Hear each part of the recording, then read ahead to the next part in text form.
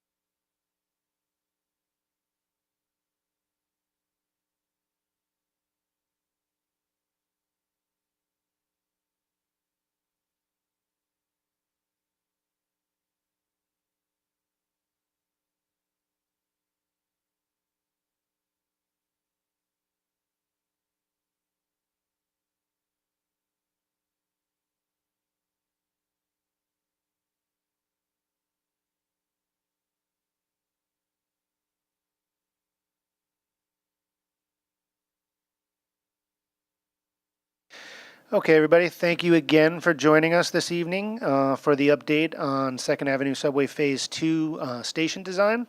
My name is Joe O'Donnell, and I am the Director of Strategic Affairs for MTA Construction and Development. For those of you who don't know me, MTA Construction and Development is the arm of the MTA that advances capital projects for the MTA prior to the 2020 transformation. Now, since 2020, we are advancing not only capital projects, state of good repair projects, and expansion projects for MTA C&D, but for all of the MTA.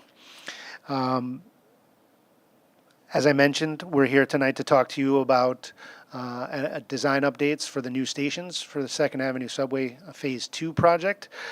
We are excited to be building off of the momentum achieved from Phase 1, which obviously, as many of you know, and Sib will get into, brought the Q line up to the Upper East Side with brand new stations at 63rd Street, 72nd Street, 86th Street, and 96th Street. I'm joined here this evening by Sib Rizwan, who is the Senior Vice President and Program Executive for Phase 2 of the Second Avenue Subway project, as well as Karen Spillane, Project Manager for the Phase 2 partnership, which is the general engineering consultant team tasked with advancing the design for this project. We'll be walking you through a presentation, some of which will be technical in nature. If time allows, we will be answering questions at the end of this presentation, so please utilize the Q&A function at the bottom of your screen to put any questions or comments that you have into the chat, and we'll be happy to try to get through those. We probably will not get through all of them tonight, but we'll get through as many as we can. And then for those of you who would like to comment after the fact or after you've had a chance to digest the information that we share with you tonight, you'll be able to comment via a virtual comment form, which will be open until June 8th. If you aren't already familiar with where that form is, either via the flyers that we posted for this meeting or from the invitation that was sent out for this meeting, you can navigate to mta.info. From there, you go to Transparency in the left-hand drop-down menu. From there, Public Meetings, and then click on the Second Avenue Subway Phase 2 comment form. So with that, we're going to get into tonight's meeting. A bit of housekeeping. I already went through the introductions. Then we'll talk a little bit about the project overview as a whole. We'll go through the design updates for 106th Street Station, the 116th Street Station, the 125th Street Station. We'll talk a little bit about current construction progress, and then working with the community. And then, as I say, we will be opening it up for some question and answers. It is not an interactive question and answer process. You will need to put your questions into the chat box or vis-a-vis the comment form, either during the meeting or after the meeting. So with that, I'm going to turn the mic over to Sib to walk you through the overall program for Second Avenue Subway.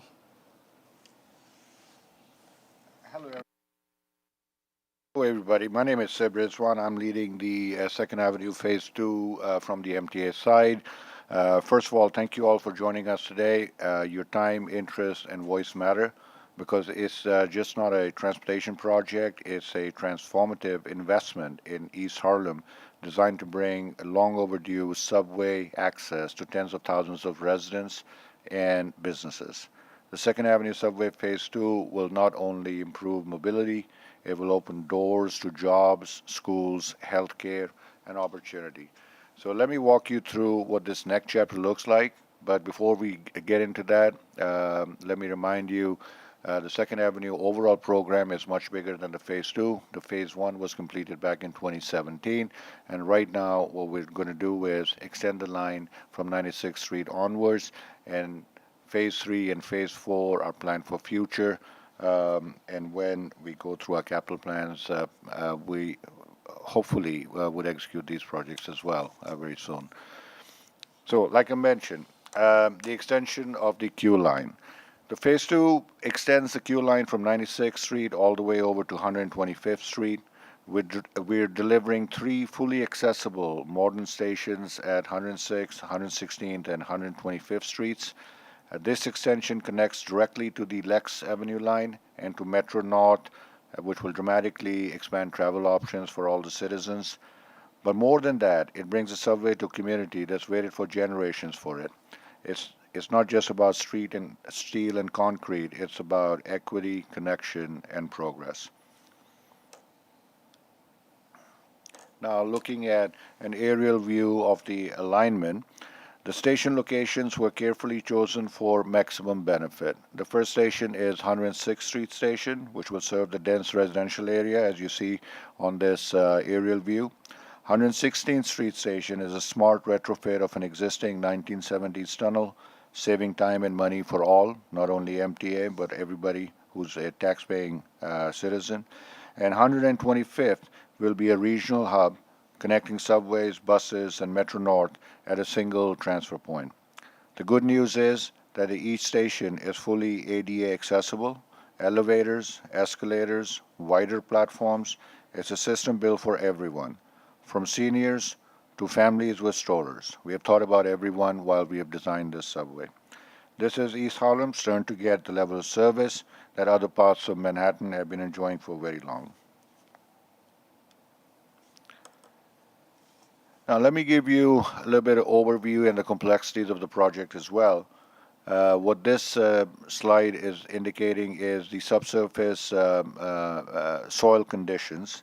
As we move underground, as you can see that we will be working in mixed soil and rock conditions that require precision engineering.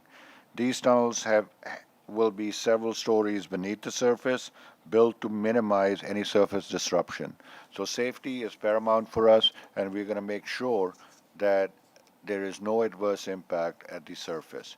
We will be installing instrumentation and real-time monitoring throughout the corridor to track ground movements, vibrations, building connections, and if need be, we will even underpin or reinforce nearby structures, especially older buildings, to ensure safety is never compromised.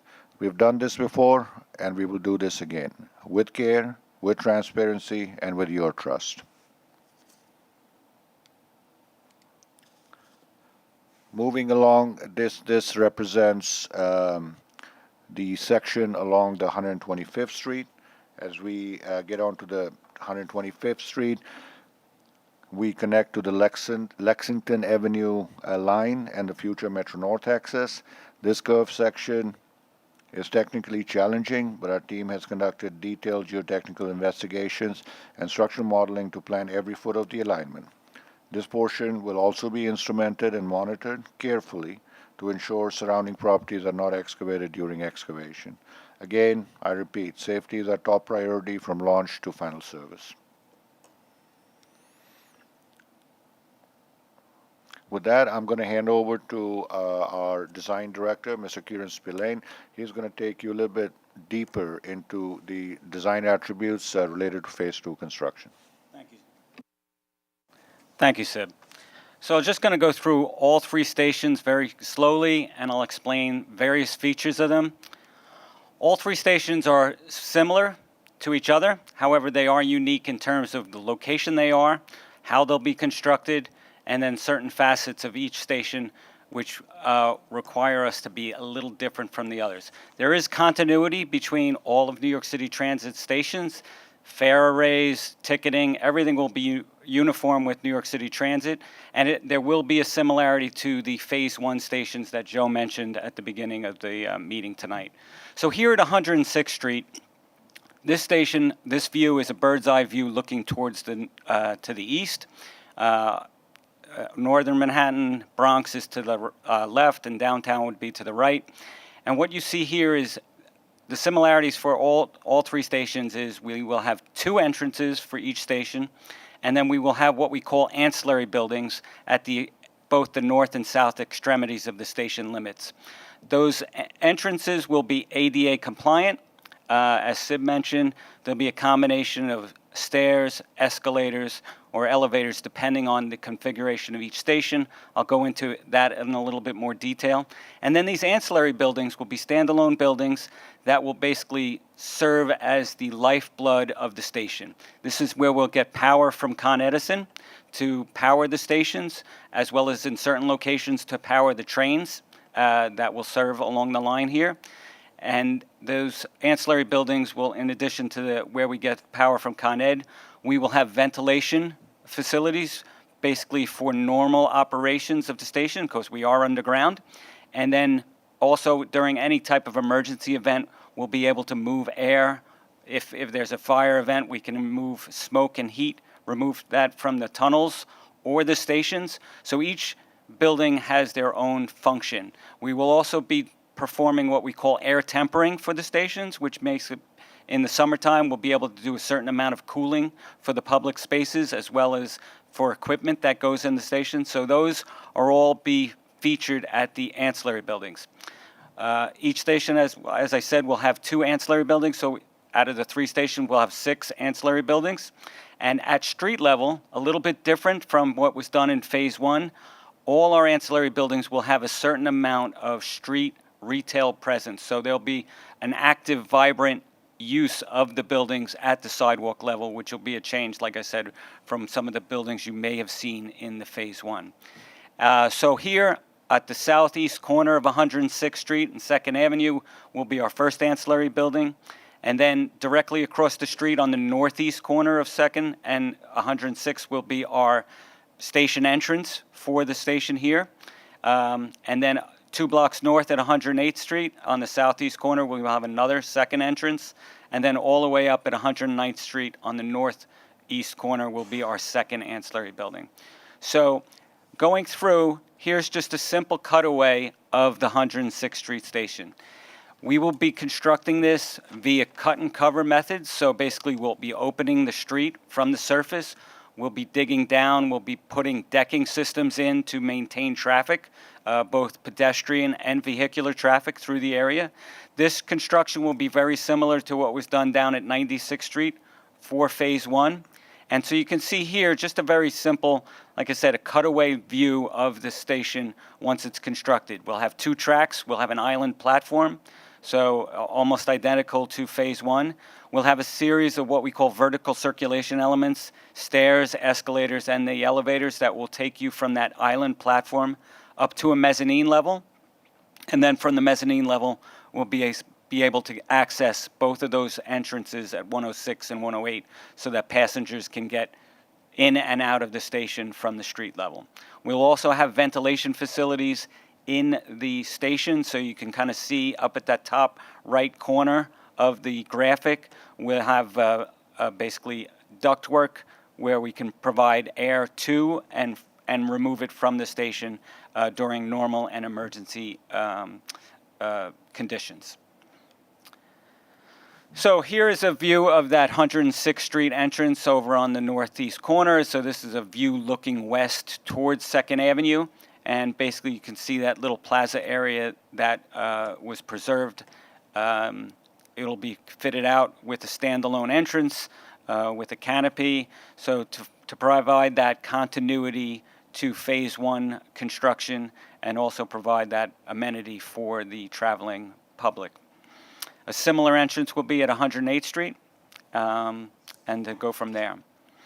The depth of the station, the platform is about 35 feet below street surface, so it's a relatively shallow station here at 106th Street. And that's predicated on 2 sections of tunnels that were built both north and south of this location back in the 1970s. The 116th Street is a unique station. And when I say unique, each of these 3 stations are similar, but yet unique at the same time. And I'll explain that a little bit further. But 116th Street station is truly unique in the sense that what we're going to do here is repurpose an existing tunnel that was constructed back in the 1970s. So in the 70s, the MTA constructed 2 sections of tunnel, one from 99th Street to 105th Street. That tunnel is being used right now for the Q service for storage of trains during the midday and overnight time frames. And from 110th Street to 120th Street, there was another tunnel that was constructed. It was never fit out with any tracks or systems or anything. It's just basically an empty structure that has been maintained by New York City Transit for these past 40 some odd years. So we are going to take advantage of a section of tunnel up at 116th Street. That tunnel was built for 3 tracks, and what you can see here on the screen is the middle track area. That area was to be used for an inspection track, not a station. So this area tunnel was only built for a quote-unquote train service, not a station. We're going to convert that middle track area into an island platform. So looking at it, here's another similar cutaway from 106, but this at 116th, and you can see the same type of similar arrangement between the two ancillary buildings at the north and south extremities, and then also the two entrances that are about 2 blocks apart. So these entrances are on the northeast corners of 116th Street and 118th Street. And then the ancillary buildings are on the northeast corner of 115 and then the southwest corner of 120th Street. So these buildings are very similar to 106th. However, the entrances, rather than have canopy structures above them, we will have 1 story of equipment for the air tempering and the movement of air, as I mentioned. The two ancillary buildings at the extremities will have the smoke management or station emergency ventilation facilities, as well as the Con Ed power feeds. And all the ancillary buildings I want to mention also serve as emergency egress points for any type of evacuation that has to go through either the station or the adjoining tunnels that are in between the stations. So here's 2 looks at the station entrances. This is the one at 116th Street. What you can see here is the fare control will be at the street, and then at the corner, so there will be all ADA accessible. We'll have the vibrant area interaction with the passengers and the street traffic. So you can see here, and then you can see that basically 1-story building above it for the air circulation into the station areas. So this is a little different in terms of how the access will be into the 116th Street compared to 106th. So in this case, we will have our passengers enter the station from the street, go through that fare array, and then descend to what we call a lower mezzanine level. In this station, those entrances will be elevators to bring passengers from the street down to that lower mezzanine level. And then from the lower mezzanine level, you will ascend to the platform level via either an elevator or stairs to get to the platform. And then, of course, for passengers exiting this station, they will go in the reverse operation to descend to the lower mezzanine and then take elevators to the street. So each station entrance will have multiple elevators for that, so we'll be providing redundancy for the passengers to access and egress this station. In terms of emergency egress, if there's any event where passengers have to evacuate the station, they won't be taking the elevators. They will be taking stairs that will be provided at each entrance, and those stairs are isolated from the elevators and from normal passenger use, and those are basically similar to any type of building that has an emergency exit tower to the street. At 116th Street, almost identical in nature to the 116th Street entrance. The only difference here is that we have what we call our station service center, which is the old, what we used to call a token booth at street surface for that passenger interaction. And then here's another cutaway looking towards the northwest for entrance 2, which has a very similar configuration of elevators from the street down to that lower mezzanine level, stairs and an elevator to the platform, and for any type of emergency event, emergency exit stairways to the street.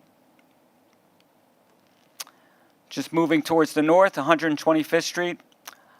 Once again, very similar, but also unique. 125th Street will be our terminal station. It'll be providing for the large amount of passengers that will transfer between the 4, 5, and 6 lines on Lexington Avenue, transferring to the Bronx and other areas of Manhattan, and then also a connection, an intermodal connection with the Metro-North Railroad, which is above the roadway on a viaduct structure with the station at 125th Street. Here the cutaway shows that we are in a deep station, well below 125th Street.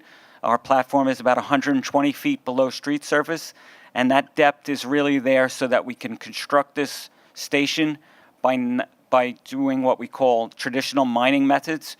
This station will be excavated out of the rock underneath 125th Street, and that will allow us to do all that construction from off-street shafts so that the traffic along 125th Street will have minimal impacts to do this construction.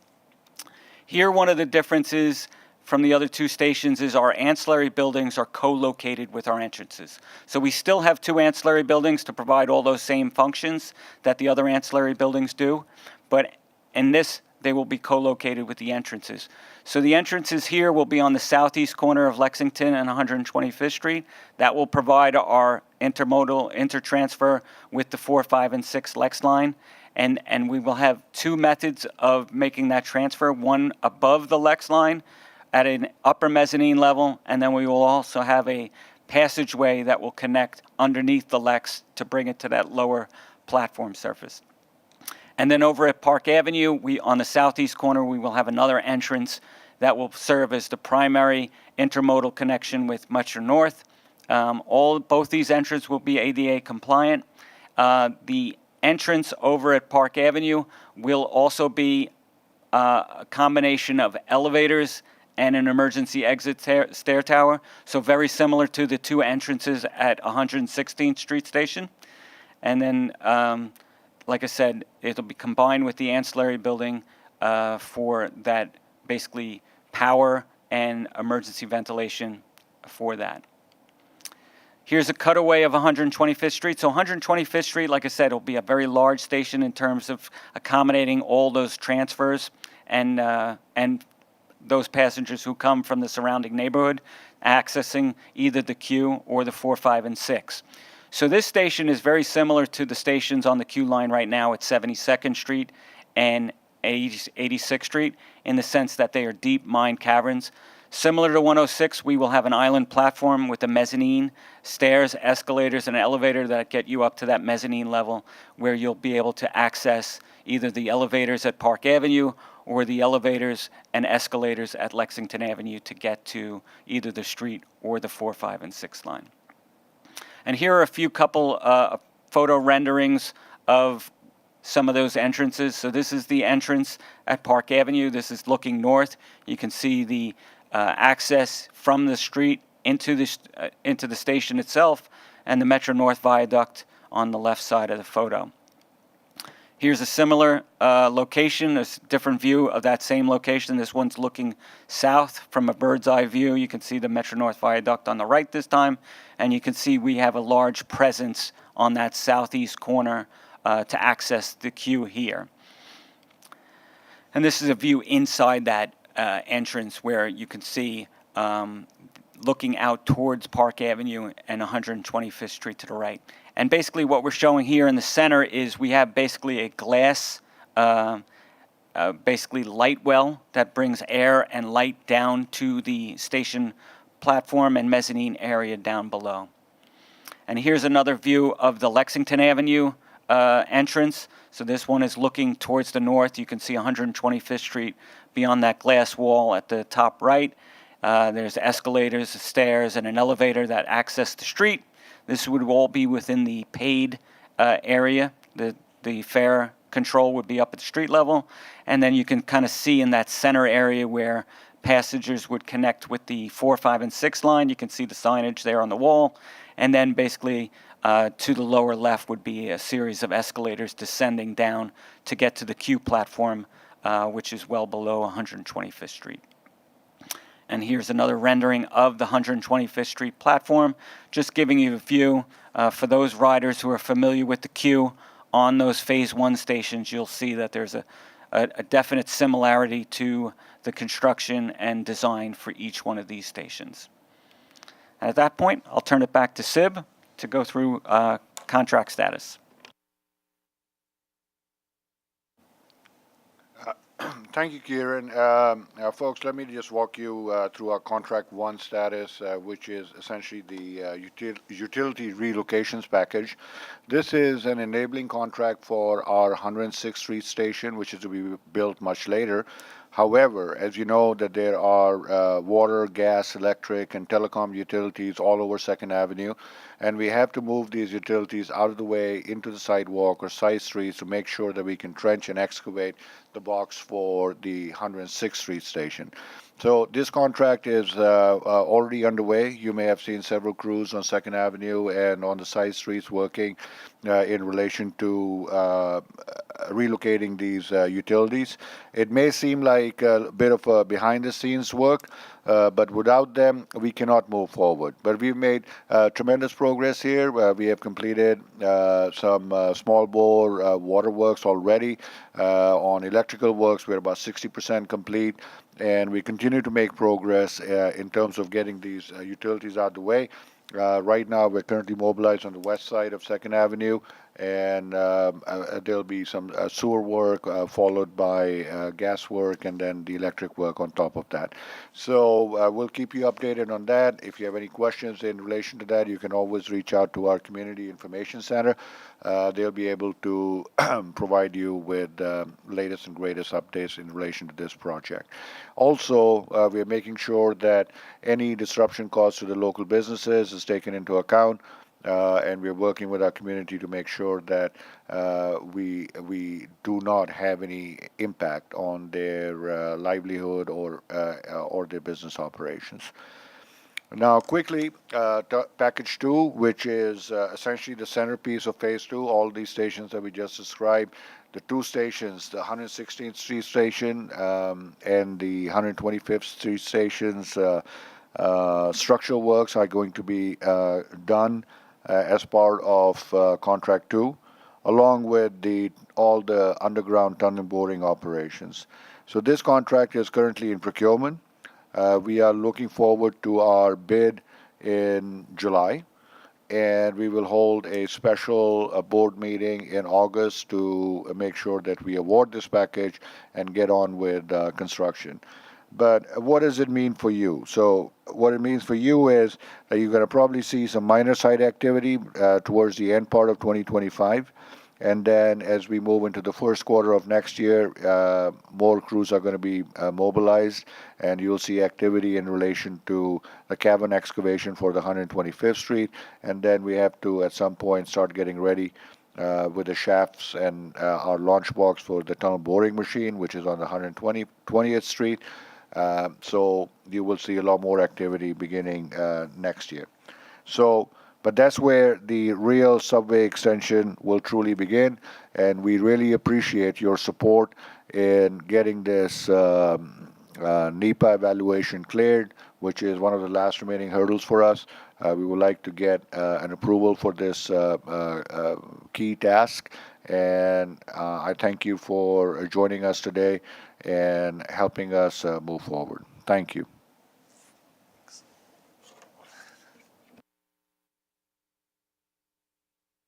Thank you, Sib, and thank you, Karen, for those updates.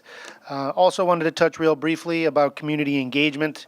As many of you know, and as Sib alluded to, we have an active contract currently, Contract 1, which is in the 106th Street station area, predominantly from 104th Street to 111th Street on 2nd Avenue and some of the side streets in that area as well.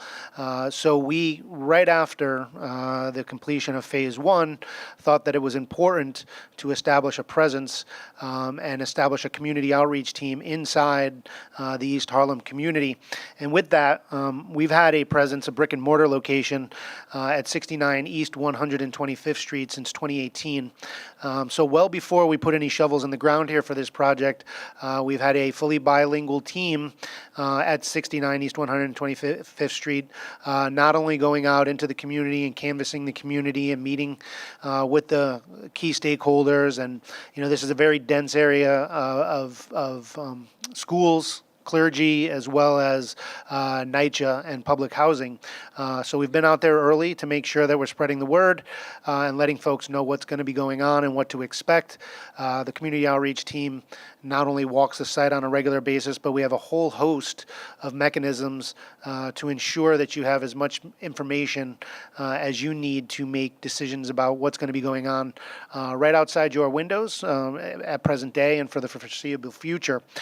Some of those things are we do weekly look-aheads, so every Friday we send out an e-blast. If you're not on our distribution list, please go, and there'll be a slide after this where you can sign up for our newsletter and distributions. So please go, click that QR code or go to our website in order to sign up to make sure that you're getting information in real time. We do pop-up events, street fairs. We go to the senior centers and the NYCHA buildings of the public schools, as I mentioned. As you look around on the screen here, going clockwise, if you will, from the upper left-hand corner. That is our Construction Advisory Committee meeting. That was the kickoff meeting. We do Construction Advisory Committee meetings for both the retail and the residential community, understanding that those communities have distinct needs and concerns. So we try to focus on the subject matter and the remedies that would be most impactful to that respective audience. So whether it's the retail or residential community, we're here to try to meet you all as needed and give you an outlet directly to the project and the MTA to answer your questions and your concerns. As I said, we also go out into the schools. You can see on the right-hand side of the screen there, not only do we have the schools that come up to our Community Information Center, that Community Information Center not only serves as our jump-off point for our community outreach operations, but is an interactive location where you can go and learn about the history of the Second Avenue subway on kiosks with all of the historic information that we have in partnership with the New York City Transit Museum. We have static exhibits on the wall where kids and adults alike can learn about the construction methods that are going to be used to bring this project to life.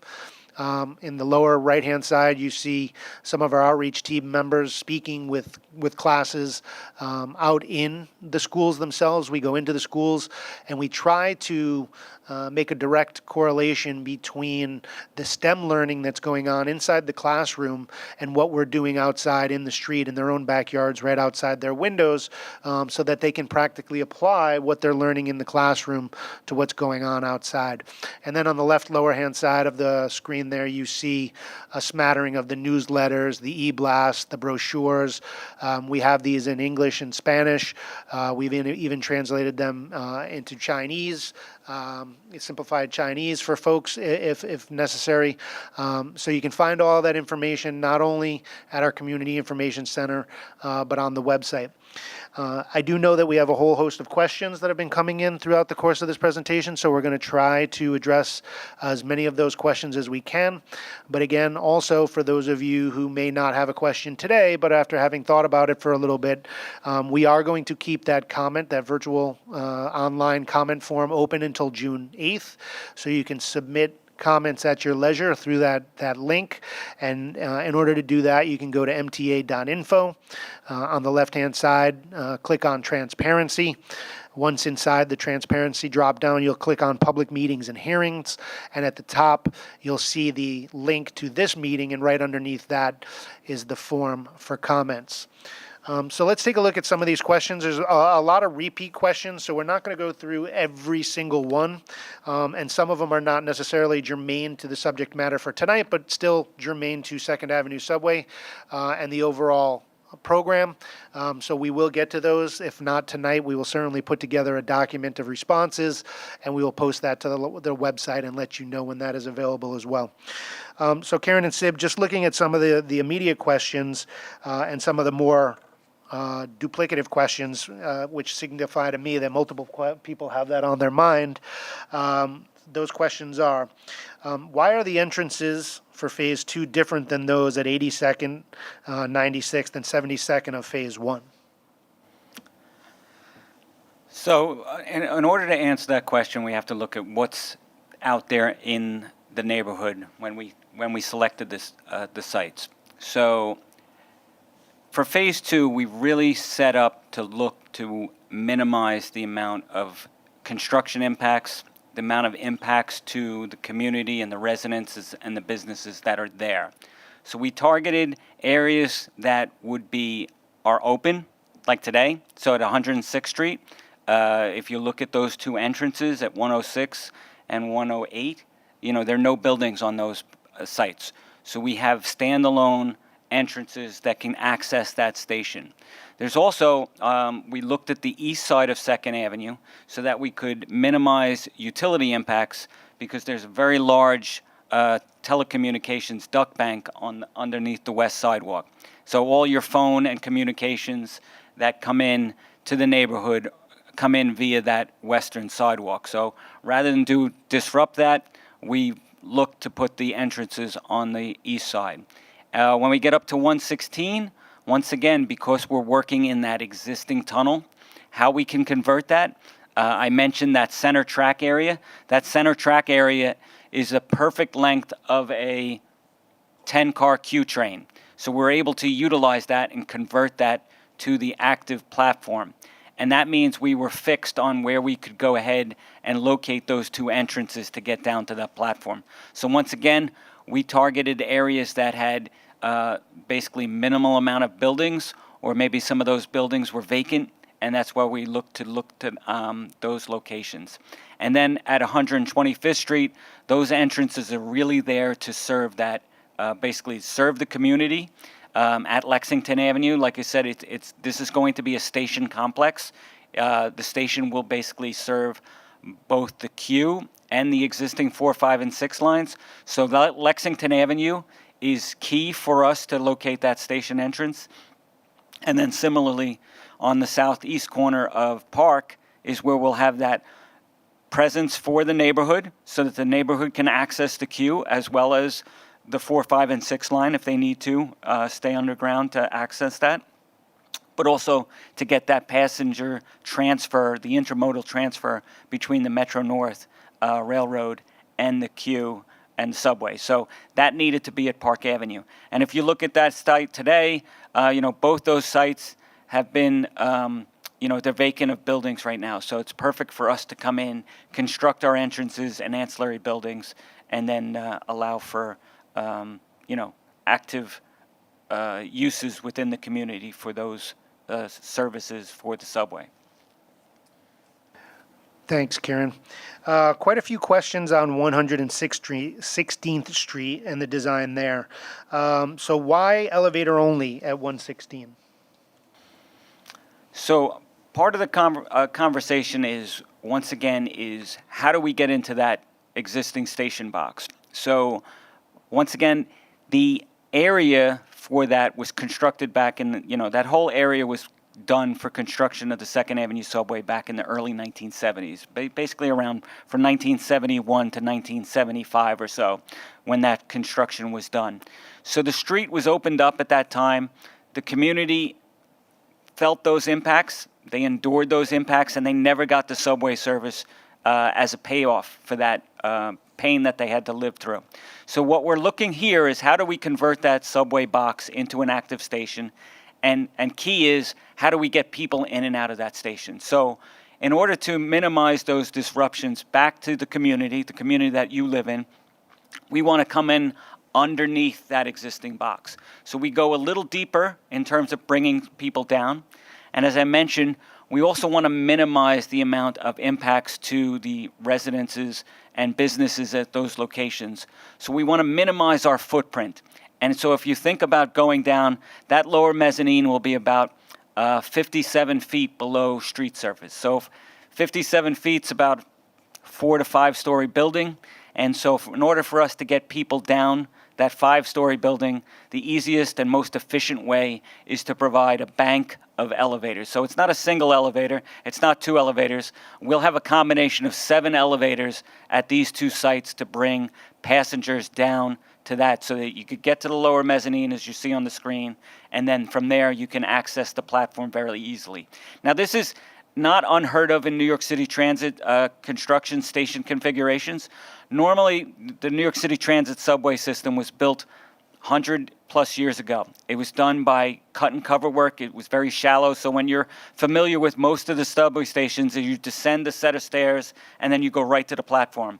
Well, we have different type of construction where we are providing mezzanines and island platforms in the middle of the street. So in order for us to get there, we need to either create a mezzanine over top or underneath. So in this case, there are a number of high volume stations that have this configuration. If any of you downtown are familiar with the 4-5 line at Bowling Green Station at the tip of Manhattan, that has a lower mezzanine configuration. For anybody who goes through Penn Station on a regular basis, the 2-3 line at Penn Station has a lower mezzanine so that you can access. And those are very high volume stations. So that's how we've done this, and we feel that the elevators are the most efficient way to bring that passengers to there and provide the redundancy that we need. Thanks, Kieran. And staying on 116 and on those topics regarding the number of elevators and the location of the mezzanine for a moment, because there were a couple more questions on those. I think, too, with regard not only to the number of elevators, but these are high capacity and high speed elevators. They're not just a 1 or 2 person elevator, right? Correct. So basically, these are large elevators. They're sized for stretchers. So for emergency personnel, EMS, those elevators are all capable of, so you can picture how big those elevators are. And then again, at 116, you referenced the lower mezzanine and some of the existing stations that also feature a lower mezzanine. But the question was specific to why not have the lower mezzanine and the platform be the same level? So the easiest way to figure this, and maybe if you can go to the cutaway of 106, probably. Thanks, Joe. The one forward to that. Thank you. So if you think about this, 2nd Avenue is above us here. And like I said, we're providing an island platform. So each track, the northbound track, and then the southbound track, or downtown or uptown, however you want to look at it, is we have an island platform between the two. So that's the most efficient way to limit the amount of construction, provide one platform for both directions. In order for us to get there, you have to get down somehow underneath the center of the street. So therefore, our mezzanines have to be either above or below the track so that we're not interfering with the train operations. If you think about some of those shallower stations that were constructed back in the 1920s or 1910s, et cetera, is that those have, many times they have side platforms and they're very shallow, so you come down one level and go right to the platform. That is a very efficient way to get in and out of a station under normal operating conditions, but it's not a very efficient way for ADA accessibility. It's not an efficient way to to evacuate a station during an emergency event. Most of those stations only have one entrance, and it's also inefficient in terms of how you move passengers off the platform. Just to think about this, as one of those earlier slides that was shown, we're designing Phase 2, as was Phase 1 was designed, for the full build-out of 2nd Avenue subway. So to think about it is when this service is all up and running, New York City Transit can operate up to 30 trains per hour during peak times. So that means a train every 2 minutes.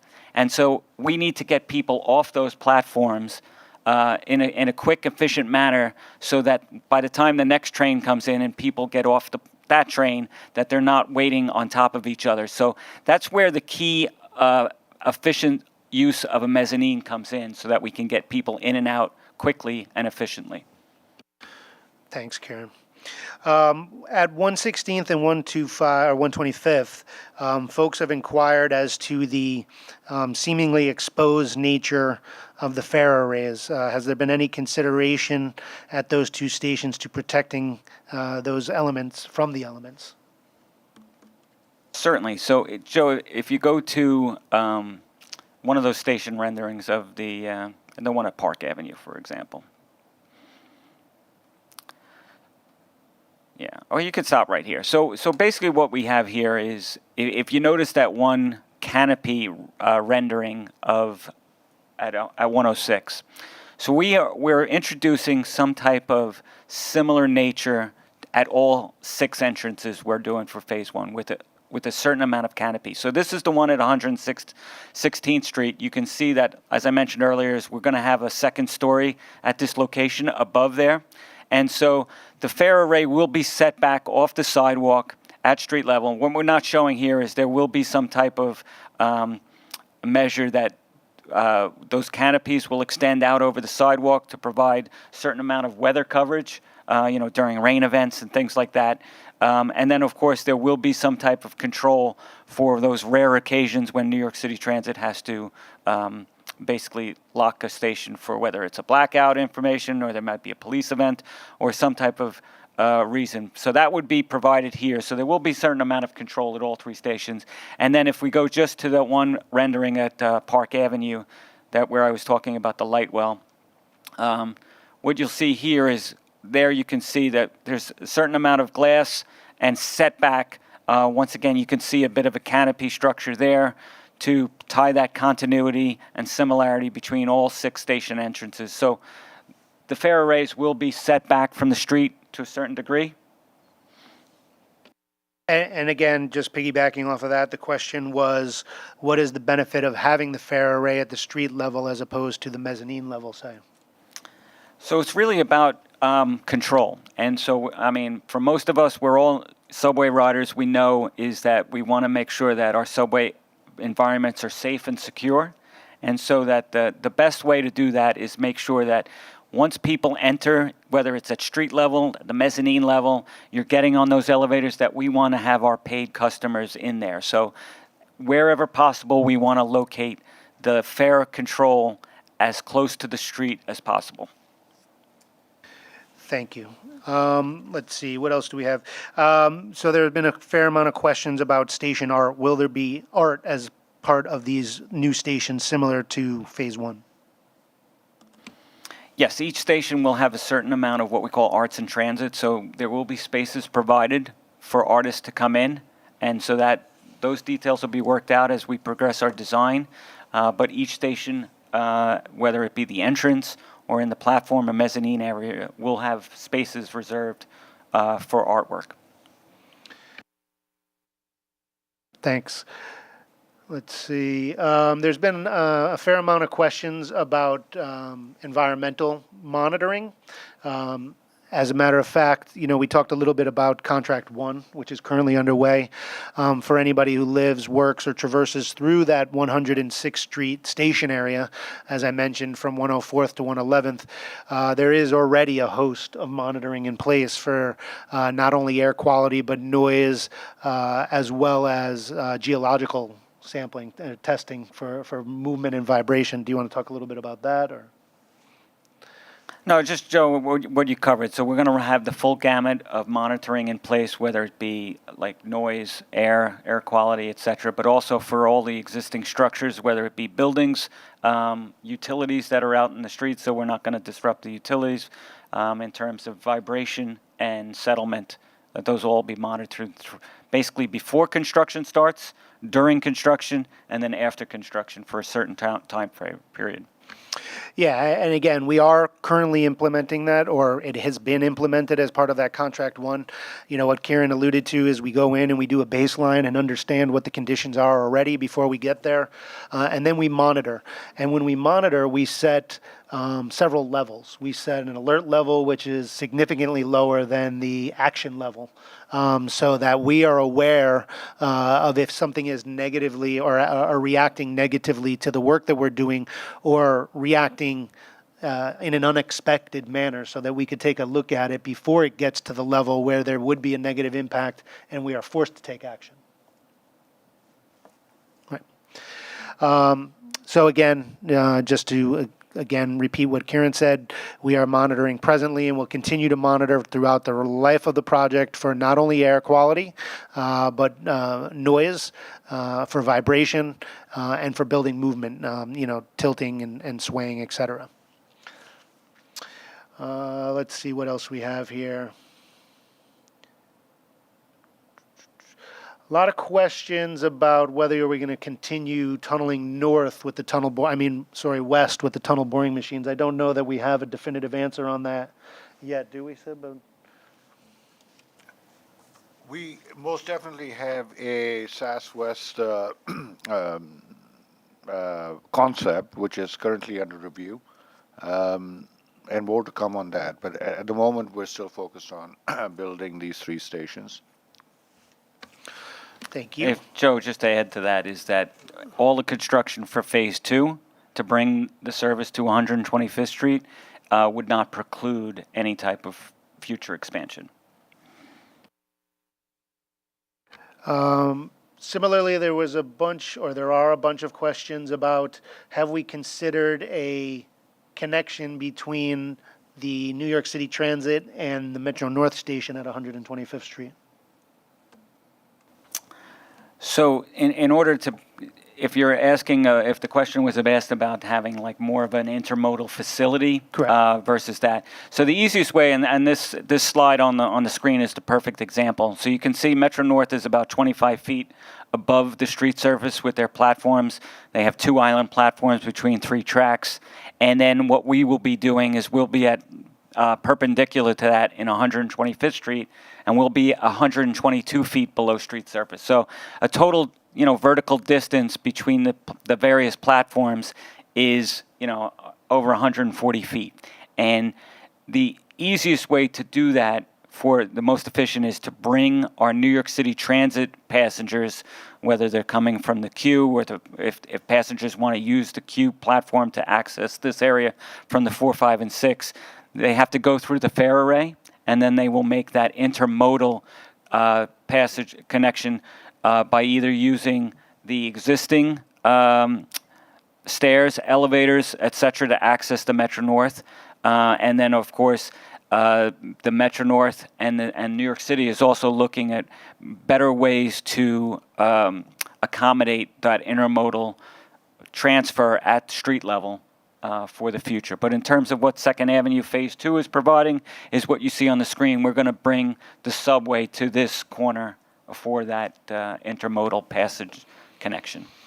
Again, I'm not an engineer, but also part of the question or the consideration is the station box, right? Where we would bring folks down from the surface into the station.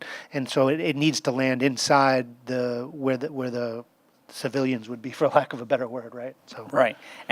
And part of what we're trying to do here, and this is what a little bit different in terms of constructability approach or construction approach for Phase 2, is we're trying to do this big excavation off the street. So what you see here is those entrance here at on the southeast corner of Park Avenue is we're going to do that off street. If there was a more direct connection, even if there was a way to figure it out between the multiple platforms at Metro North and our platform being 90 degrees to that, and then also the verticality is that we would have to do that kind of work underneath 125th Street, underneath Park Avenue, underneath the viaduct, and that would obviously make major disruptions to all that, vehicular, pedestrian traffic as well as Metro North traffic.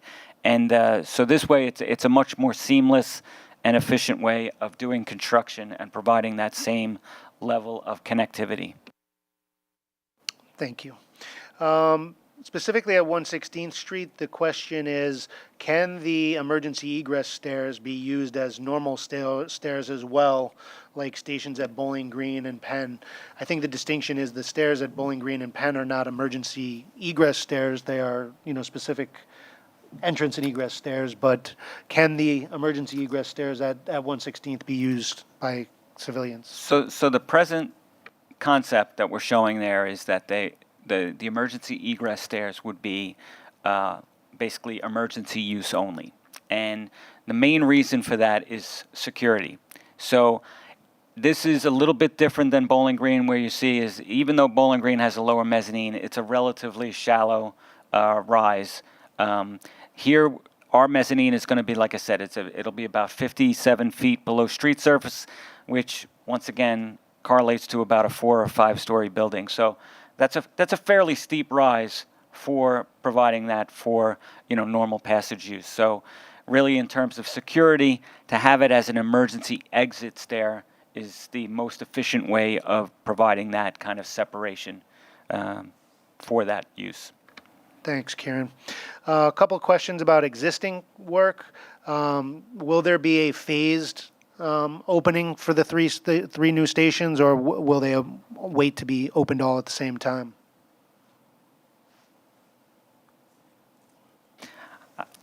basically, for what we're doing here is that all three stations would open at once, right? And really just to explain why is that the 125th Street is our terminal station. So there are certain features of that terminal station in terms of accommodating train movement so that we can have trains go from one track to another. A northbound train can go into that station, discharge their passengers, pick up new passengers, and then change tracks to head south and to go downtown and ultimately to Brooklyn and Coney Island. So the terminal station has to be online, and so therefore 106 and 116 also have to be online so that we can open service here to 125.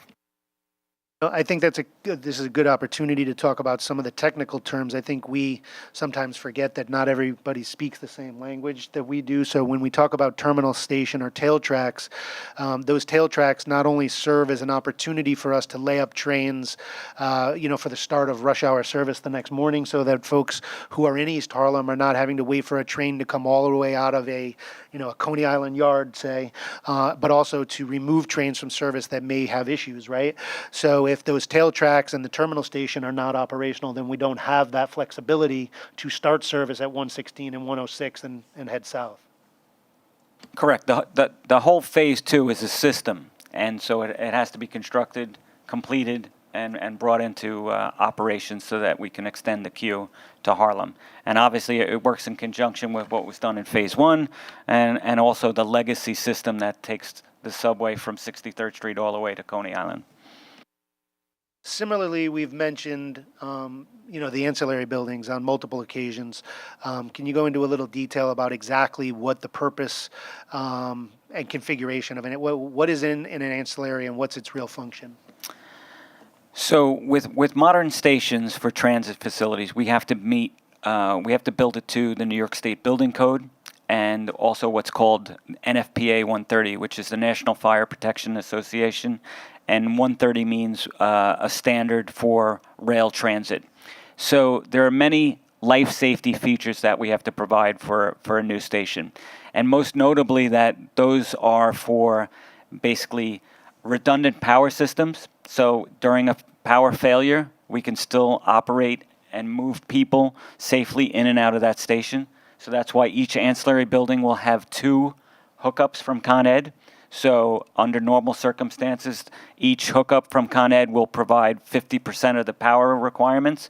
But in an emergency, if we lose one of them or Con Ed loses one of them, then we still have 100% redundancy so we can safely operate the station. The other big thing is, like we see here on the screen, we have emergency exit stairways to the street. Each ancillary building will also provide emergency egress to the street. So that's another facility we provide there.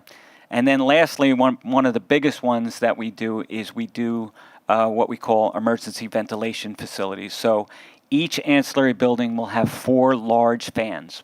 And those fans will operate in conjunction with other fan plants, either north or south of where they are. And so that will provide either fresh outside air into the tunnel or the station so that you can evacuate passengers if there's ever a fire, because we're underground in the subway environment.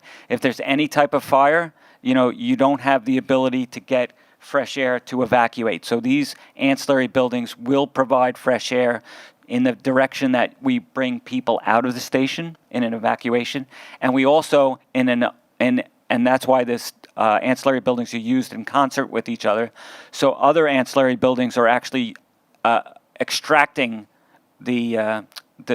whether it's smoke or heat out of the tunnel or the station environment itself. So this is how we evacuate people during an emergency.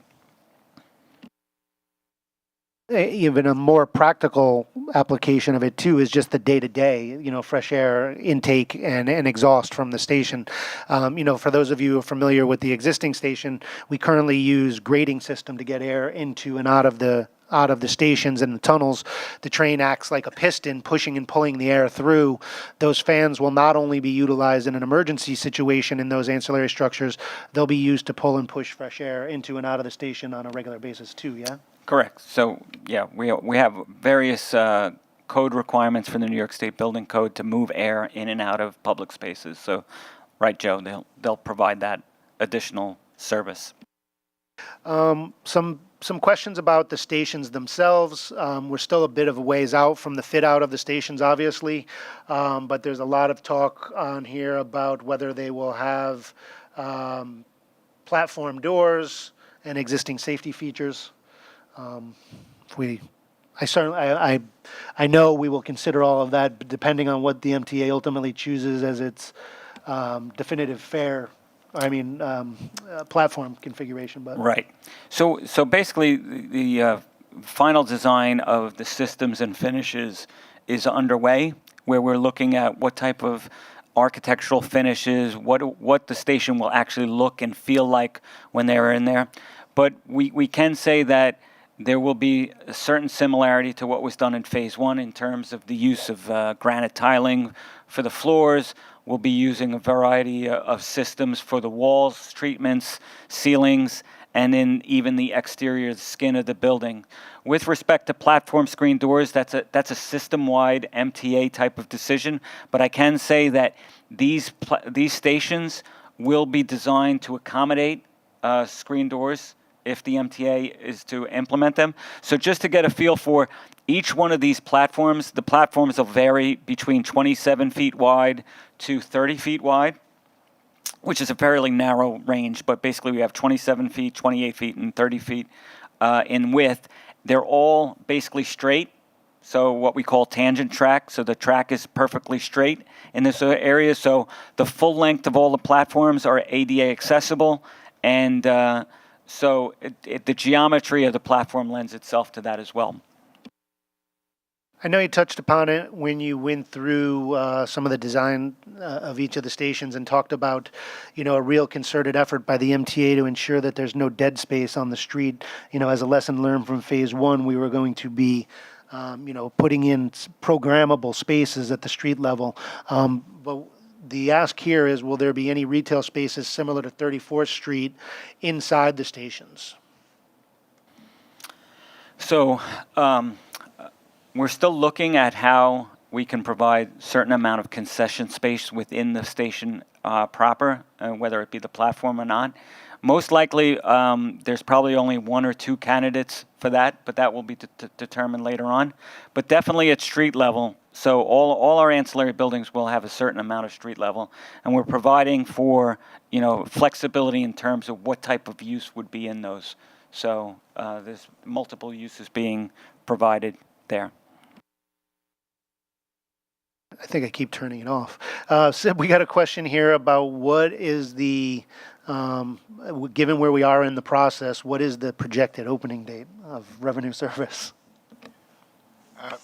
So the project is jointly funded by the federal government and is going to have a local funding component as well. We went through a FFGA, which is a grant agreement with the federal government. As per that, we're obligated to have the revenue service date for this project in September 2032. So that's when we expect that the project will open. Thanks, Sid. Let's see. A couple other questions, similar in nature. I'm trying to group some of these together so that we get to most of your questions. Again, talking about Contract 1 work, they ask if there is any consideration being given to Franklin Plaza and some of the work that's going on in that particular area. I can tell you firsthand, from my work on this project and from our community outreach team's work, there is a considerable amount of effort, not only from the monitoring standpoint that we've gone through on a couple of occasions already with regard to the various types of monitoring that we employ to ensure the safety of the structures and the residents and your personal property, but there are also several meetings. We not only do we have the retail and residential construction advisory committee meetings, and at those residential construction advisory committee meetings, which happen quarterly, Franklin Plaza has a very dedicated presence there. But we also have a dedicated biweekly meeting with representatives from Franklin Plaza management as well as the board to ensure that we're giving them regular and consistent updates. You know, contract one, the vast majority of the work that's taking place today is taking place inside, the footprint of Franklin Plaza, or at least approximate to the footprint of Franklin Plaza, because it's all down there focused on 106, 107, 105. So there is a lot of interaction with Franklin Plaza, and we're going to, great efforts to make sure that we keep the residents of Franklin Plaza as updated as possible, and minimizing the impacts. As a matter of fact, we just had a dedicated meeting at the Tito Puente Educational Complex for the residents of Franklin Plaza, where we gave them specifically an update, and we had about 60 or 70 folks that came out to Tito Puente that night to get direct firsthand information on that.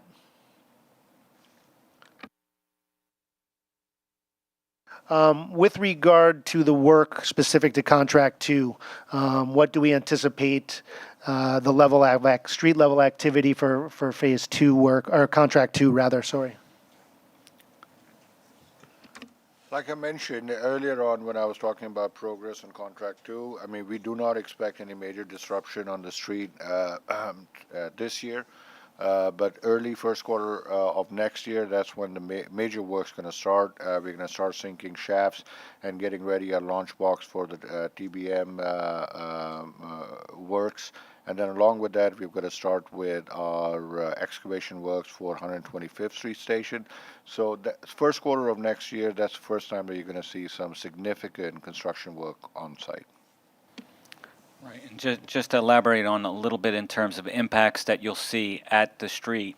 So right now, at 116 and 125, the work will be done off-street. There will be some minor closures for staging and things like that, but in terms of street disruption, of opening the street, that work will all be done off-street. Down at 106, as I mentioned, it will be cut and cover, so it'll be much more disruptive in terms of ripping up the street, maintaining traffic while they do that, putting a decking system in, and then doing the excavation once that decking system is.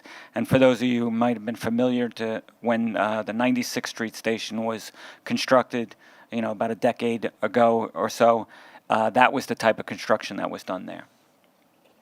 Back to the ancillaries, this question goes more to the construction of the ancillaries themselves. The question asks, are they new or existing? And I think what they're getting at the heart of the question is, we are not retrofitting an existing building. I think you talked a little bit about it, but maybe go into a little bit more about the great pains that we have gone to ensure that we've cited locations that were either vacant or lightly used properties, some of which don't have any buildings or structures on them at all, and these are going to be brand new builds.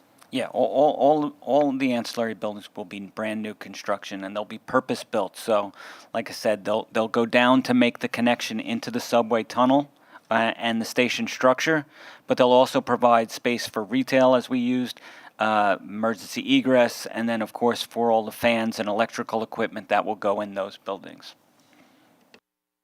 And just to add that our Transport Orientation Development Department, which is responsible for real estate acquisitions, has been actively involved in acquiring sites for these ancillary buildings. And we are making sure that any relocations which are mandated because of these full fee acquisitions are conducted expeditiously and to the satisfaction of the resident that currently occupies that space. Thank you, Sib. Sib, while you have the mic, is there any update on timeline for procurement and construction of contracts 3 and 4? I'm sorry, could you repeat? Status of 3 and 4, contracts 3 and 4? Yes. For contract 3, we are currently developing our request for qualifications package and our RFP document, which will be floated in September of this year. And what we expect is that we will award our 106th Street Station package in March, April of next year. That's our plan, and the team is fully engaged on it. We've started the work. For package 4, we are currently progressing our 100% design. As a matter of fact, Kieran's team is managing that work, and we have about 18 months to complete the 100% design. Following that, in 27, we look at awarding the construction works, which will cover the systems and the architectural fit out for all these stations. So you touched upon it briefly there, Sid, but the question here is, what are we doing to mitigate the hardships for residents who are being displaced from their homes by the building acquisitions? And so, again, this is a federally governed, federally overseen relocation process that we are required to comply with. So if you wanted to just talk a little bit more about that, or... So we're following all the standard protocols to make sure that the relocations are equitable and fair, and the residents are not inconvenienced in any shape or form. Similarly, they ask about opportunities and impacts to businesses in the area. Again, speaking from contract one and from on phase one of the project, and then obviously future contracts for phase two, our community outreach team and the project team work directly with the businesses who may be negatively impacted throughout construction.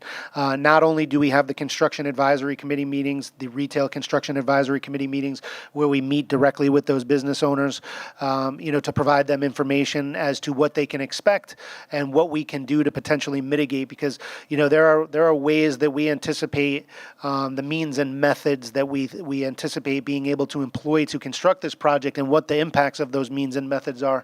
And sometimes we learn new stuff from these business owners based on the realities of those impacts. So we do have a very concerted effort in that regard. Absolutely, but we will be looking at these cases on a case-by-case basis.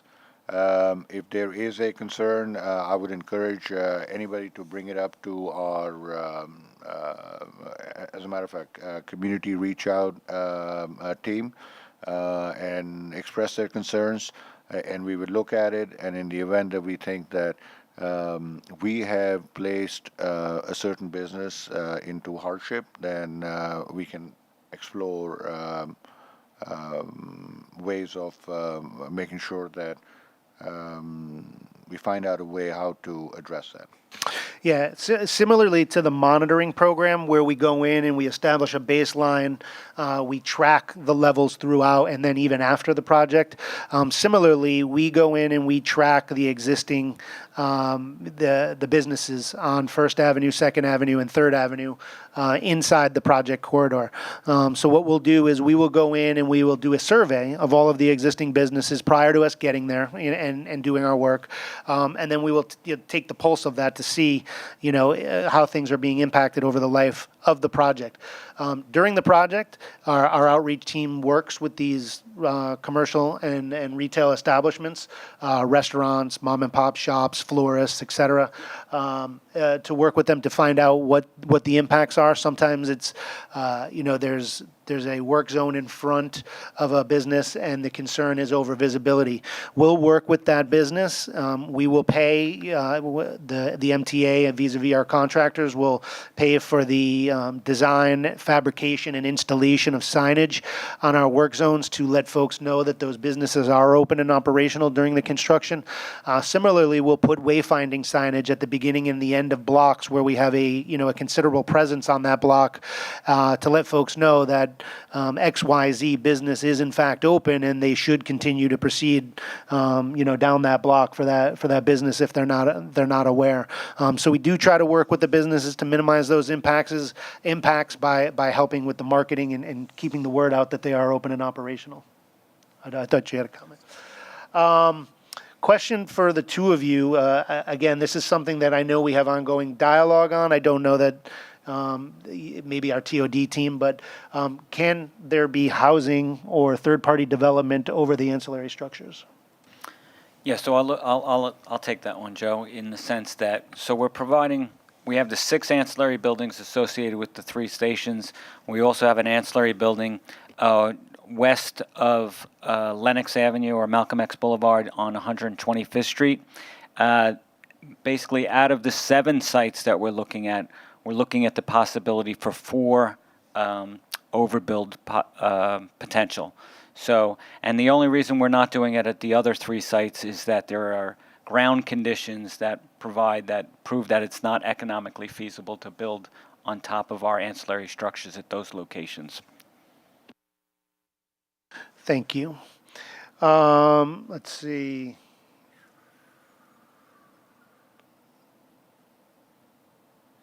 So this question is regard to how businesses can apply to be part of the retail operations. So obviously, again, that's more for our real estate department, and that would go out to an open bid, for those locations. But we would certainly communicate that, and I guess that's a good opportunity to bring us, to our last slide here, which gives you a whole host of ways to stay on top of what's going on with the project, not only with contract 1, which is currently underway, but eventually with contract 2, and then contracts 3 and 4, and ultimately the fit out of these stations. So as you can see on the screen here, if you have any questions about anything related to the project, you can reach out directly to our outreach team at outreach@mtacnd.org. On the right-hand side of the screen is that QR code that I mentioned earlier. You can go there to sign up for our e-newsletter. Obviously, our information is only as good as the people that it reaches, so we encourage you, if you have an interest in this or you are potentially impacted by this project, then please do sign up for our newsletter, and you can tailor that to receive as much or as little information as you want. Similarly, with regard to the information and the content that was received tonight or that we discussed tonight, we are going to keep the comment form live for this meeting up until June 8th and through June 8th. So you can go to www.mta.info. There you'll click on the About, and then the Transparency tab underneath About, and underneath Transparency, the Public Meetings and Hearings link, where you will see tonight's meeting. And then underneath tonight's meeting, there will be a link to go to the comment form. So that just about brings us to the end this evening. Again, I want to thank you all for joining us. We hope you found this information informative and illuminating. And again, if there are questions, please do reach out directly to us, either through that comment form or through our outreach team. We will be posting this meeting, the recording of this meeting, after the fact, as well as the presentation from this meeting to the website as well. So that will live on. I know there were some questions about the environmental impact study for the entirety of the project. You can also find all of that archival information on the project website. So if you go to that mta.info and go to projects and Second Avenue Subway Phase 2, because the Second Avenue Subway Phase 1 information is still up there, but the Phase 2 information is there. And if you go to documents underneath the Phase 2 link, you'll be able to find all of the old environmental impact information. So gentlemen, any final comments before we say goodnight? No? All right. Thank you, everybody, for joining us. We look forward to continuing the dialogue as we advance this transformative project. Thank you very much, and have a great evening.